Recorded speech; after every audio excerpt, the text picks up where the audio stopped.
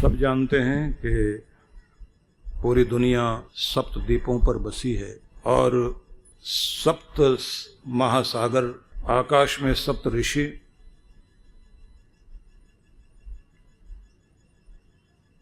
और हम सब का जीवन 7 रंगों से सजा हुआ और हमारे सभी तरह के शब्द, खट्टे मीठे, ऊंचे नीचे, कड़वे फीके,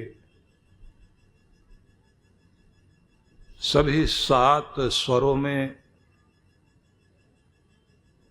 इस तरह बंधे हुए हैं कि पूरी दुनिया का संगीत 7 स्वरों में है। 7 चक्र को बींधती हुई ऊर्जा जब ऊपर की ओर जाती है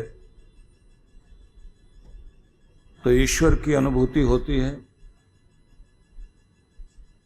इसलिए 7 लोक माने गए।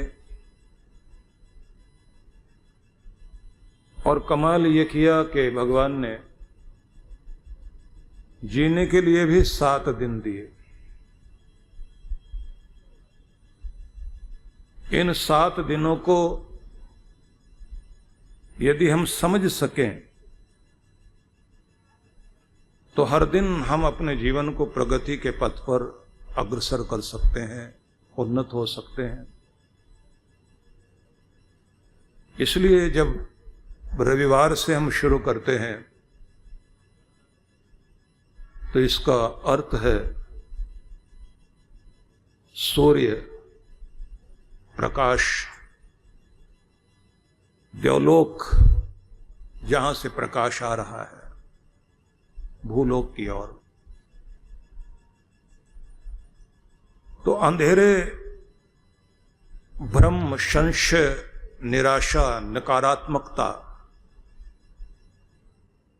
जो भी जीवन का अंधेरा माना जाता है,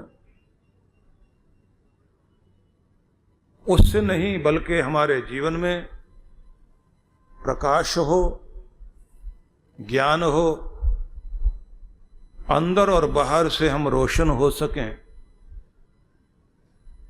इस तरह से हमारी प्रत्येक दिन की, या कहना चाहिए 7 दिनों की शुरुआत रविवार से मानी जाती है। जिसका मतलब होता है कि ज्ञान को पहले महत्व दें। तो ये जो कामना की जाती है, अस्तो असतो मां सद्गमय तमसो मां ज्योतिर्गमय, असत से सत्य की ओर हमारी यात्रा हो,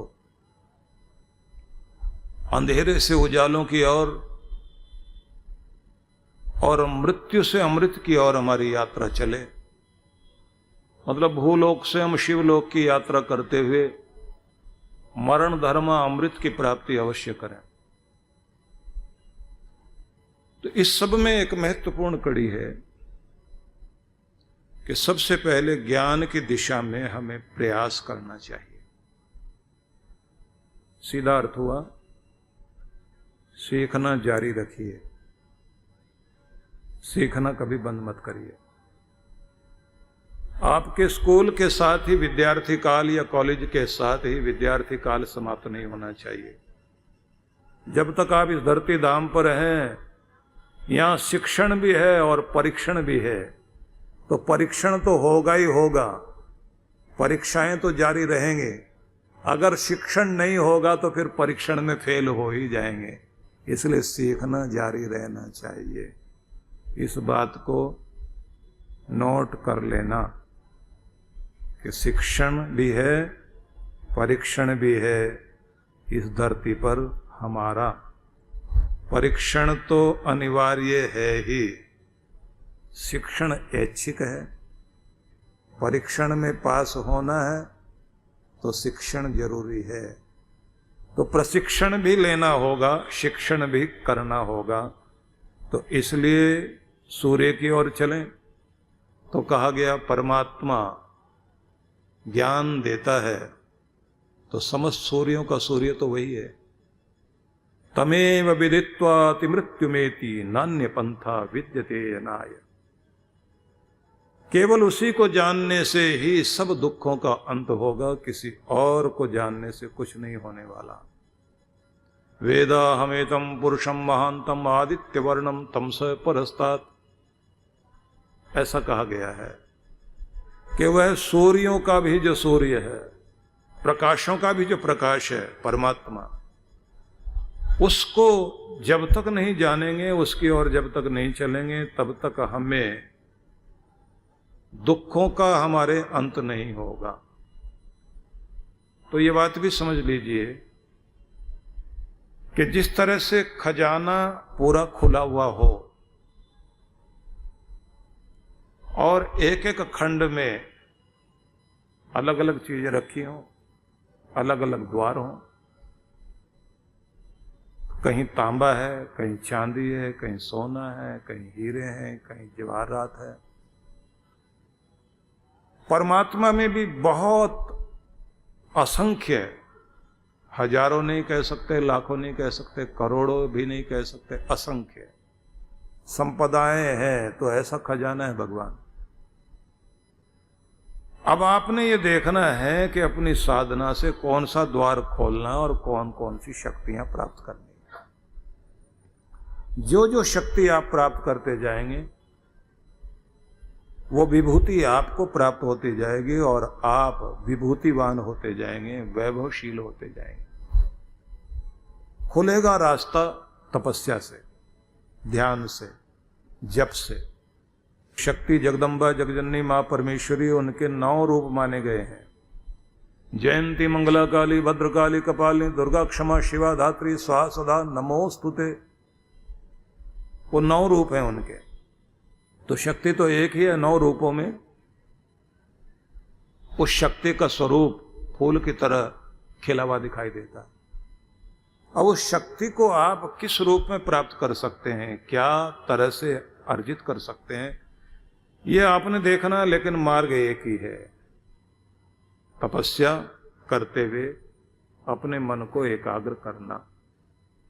दूसरे ढंग से मैं कहूं आपको, अपने घर परिवार में रहते हुए आपको ब्रह्म वेला का जो समय है वो भगवान को देना है।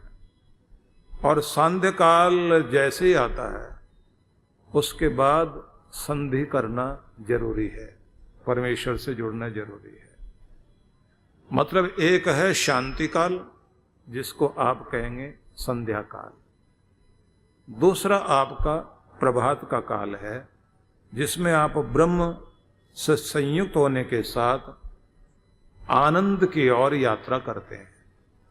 तो इसलिए कहा जाता है कि शांति में सोना आना चाहिए और आनंद में जागना आना चाहिए।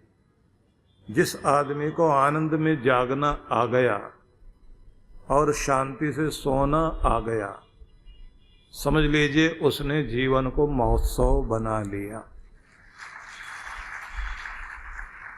रात्रि होते होते हमारे साथ बहुत सारी नेगेटिविटी ऐसी आने लग जाती है, इतनी निराशा आ जाती है कि फिर उस निराशा को दूर करने के लिए आदमी बहाना ढूंढता है।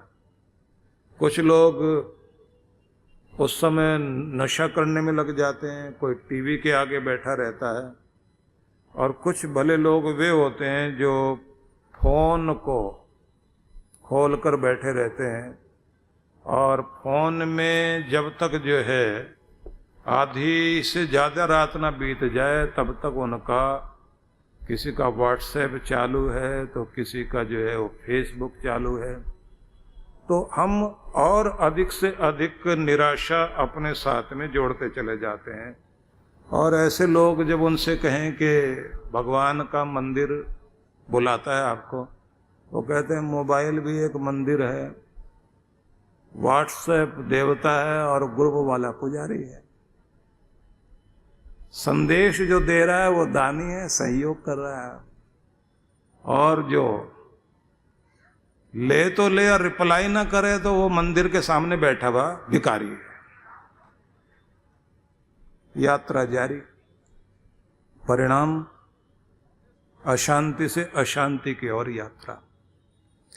जैसे जैसे हम लोग अपनी रात्रि को शांति में बनाते जाएंगे, कई लोग जो है बहुत तरह के गाने गाते हैं, लेकिन कभी कभी अगर गानों में ही जाना है तो फिर रात्रि में उस पंक्ति को दोहरा लिया करें कि आज कल में ढल गया दिन हुआ तमाम, तू भी सो जा, सो गई रंग भरी शाम। कि पूरी प्रकृति शांत हो गई है, ये शांति का वक्त चल रहा है। अपने रोम रोम को सुला दो, शांति से भरपूर कर दो। चारों तरफ एक शांति का वातावरण आ गया तो फिर तुम क्यों अशांत हो? लीन हो जाओ, प्रकृति लीन हो रही है। प्रकृति में लीन होकर जिसको शांत होकर सोना आ गया, और जैसे सवेरे महोत्सव होता है, कलियां मुस्कुराती हैं, फूल खिलते हैं, आनंदित हो जाते हैं, हंसते हुए खिलते हैं। और जैसे लहरें दिखाई देती हैं तालाबों में, लहला रहे होते हैं, जैसे खेत, फसलें, चारों तरफ एक वातावरण होता है। और कमाल ये है कि उस समय देव ब्रह्मांड में चारों तरफ से देख रहे होते हैं कि कौन जागा है अमृत पाने के लिए। घास को मोती के बिंदु देकर रात्रि चली जाती है, और सुबह का समय जो सोए रहते हैं उनको आलस्य और लापरवाही दे दी जाती है। जो जागकर स्वास्थ्य की कामना करते हैं उनको स्वास्थ्य का उपहार दे दिया जाता है। जो भक्ति की कामना करते हैं उनको परमात्मा अपनी गोद में बैठा के अपना हाथ उनके सिर पर रख देता है। और जो सवेरे बैठकर विद्यार्थी अध्ययन करते हैं उनको सफलता का ज्ञान दिया जाता है। और जो किसान अपने खेत की तरफ चल पड़ते हैं भगवान का नाम जपते हुए, उन अन्नदाताओं को समृद्धि का वरदान दिया जाता है कि तू मेरा वो बच्चा है कि मैं भी एक काम कर रहा हूँ इस धरती को अन्न देने का, लेकिन एक कार्य तू भी कर रहा है। जिनके हाथ में परिश्रम का औजार है और माथे पर श्वेत बिंदु, वो भी इस धरती को सींच रहे हैं। ऐसे कर्मयोगी कर्मशील लोग सुबह उठकर जो जा रहे हैं, सबको देवता कुछ न कुछ वरदान देते हैं। लेकिन जो लापरवाह होकर जी रहे हैं उनके सामने जीवन के अवसर आते जाएंगे और सौभाग्य हाथ से निकलता चला जाएगा। इसलिए आनंद में जागना आवश्यक है और शांति में सोना तो और भी आवश्यक है। क्योंकि अगर शांति से सोओगे नहीं तो आनंद से जाग नहीं पाओगे। अशांति में सोओगे तो निराशा में जागोगे और चिंता के बल माथे पर पड़े रहेंगे और क्रोध का व्यवहार होगा और भाग्य को कोसते रहो।